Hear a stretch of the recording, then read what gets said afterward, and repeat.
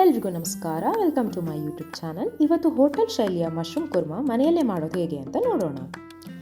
ಮೊದಲಿಗೆ ಮಸಾಲೆಗೋಸ್ಕರ ಒಂದು ಪಾತ್ರೆಗೆ 2 ಟೇಬಲ್ ಸ್ಪೂನ್ ಬೆಣ್ಣೆ ಹಾಕಿ ಅದು ಕರಗಿದ ತಕ್ಷಣ ಅದಕ್ಕೆ ಜೀರಿಗೆ, ಚಕ್ಕೆ, ಲವಂಗ, ಏಲಕ್ಕಿ, ಕಾಳುಮೆಣಸು, ಚಕ್ರ ಮೊಗ್ಗು ಇಷ್ಟನ್ನು ಹಾಕಿ ಲೈಟಾಗಿ ಫ್ರೈ ಮಾಡ್ಕೋಬೇಕು.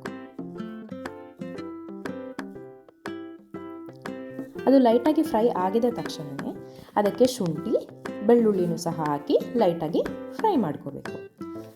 ನಂತರ ಅದಕ್ಕೆ 3 ಮೀಡಿಯಮ್ ಸೈಜ್ ಈರುಳ್ಳಿ, 2 ಮೀಡಿಯಮ್ ಸೈಜ್ ಟೊಮ್ಯಾಟೊ, 8 ರಿಂದ 10 ಗೋಡಂಬಿ ಹಾಕಿ ಪುನಃ ಫ್ರೈ ಮಾಡಿಕೊಂಡು ನಂತರ ಅದಕ್ಕೆ ರುಚಿಗೆ ತಕ್ಕಷ್ಟು ಉಪ್ಪು ಹಾಕಿ ಚೆನ್ನಾಗಿ ಫ್ರೈ ಮಾಡ್ಕೋಬೇಕು. ಎಷ್ಟು ಫ್ರೈ ಆಗಬೇಕು ಅಂತ ಹೇಳಿದರೆ ಟೊಮ್ಯಾಟೊ ಫುಲ್ ಸಾಫ್ಟ್ ಆಗಬೇಕು, ಅಲ್ಲಿವರೆಗೂ ಚೆನ್ನಾಗಿ ಫ್ರೈ ಮಾಡ್ಕೋಬೇಕು. ಚೆನ್ನಾಗಿ ಫ್ರೈ ಆಗಿದ ತಕ್ಷಣ ಅದನ್ನು ಒಂದು ಮಿಕ್ಸಿ ಜಾರಿಗೆ ಟ್ರಾನ್ಸ್ಫರ್ ಮಾಡಿ ನುಣ್ಣಗೆ ರುಬ್ಕೊಳ್ಬೇಕು. ನಂತರ ಇನ್ನೊಂದು ಪಾತ್ರೆಗೆ 2 ಟೇಬಲ್ ಸ್ಪೂನ್ ಬೆಣ್ಣೆಯನ್ನು ಹಾಕಿ ಅದು ಕರಗಿದ ತಕ್ಷಣ ಅದಕ್ಕೆ ಸ್ವಲ್ಪ ಅರಿಶಿನ, ಖಾರದ ಪುಡಿ, ಧನಿಯಾ ಪುಡಿ ಹಾಕಿ ಲೋ ಫ್ಲೇಮಲ್ಲಿ ಚೆನ್ನಾಗಿ ಮಿಕ್ಸ್ ಮಾಡಿ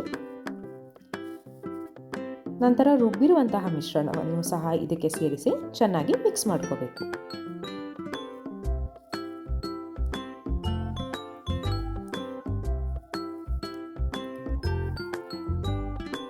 ಮಸಾಲೆಗೆ ಇನ್ನಷ್ಟು ನೀರನ್ನು ಸೇರಿಸಿ ಮಸಾಲೆನ ತೆಳು ಹಾಗೆ ಮಾಡ್ಕೋಬೇಕು.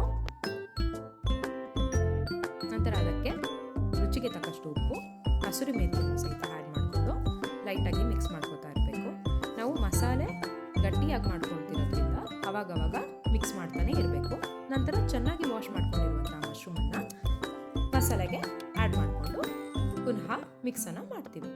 ಮಸಾಲೆ ಚೆನ್ನಾಗಿ ಬೇಯ್ತಾ ಇದ್ದಂಗೆ ಅದರ ಕಲರ್ ಚೇಂಜ್ ಆಗ್ತಾ ಇರುತ್ತೆ. ಮಶ್ರೂಮ್ ಚೆನ್ನಾಗಿ ಬೇಯ್ತಾ ಇದ್ದಂಗೆ ನಮಗೆ ಕುರ್ಮಾ ಎಷ್ಟು ಗಟ್ಟಿ ಇರಬೇಕು ಅಷ್ಟುವರೆಗೂ ಚೆನ್ನಾಗಿ ಬೇಯಿಸ್ಕೊಂಡು ನಂತರ ನಾವು ಫ್ಲೇಮ್ನ ಆಫ್ ಮಾಡ್ಬೋದು. ನಂತರ ಅದಕ್ಕೆ ಕೊತ್ತಂಬರಿನ ಸ್ವಲ್ಪ ಗಾರ್ನಿಷ್ ಮಾಡ್ಕೊಳ್ಳಿಕ್ಕೆ ಹಾಕ್ಕೊಂಡು ಸರ್ವಿಂಗ್ ಬೌಲಲ್ಲಿ ಸರ್ವ್ ಮಾಡಿದ್ರೆ ಹೋಟೆಲ್ ಶೈಲಿಯ ಮಶ್ರೂಮ್ ಕುರ್ಮಾ ರೆಡಿ.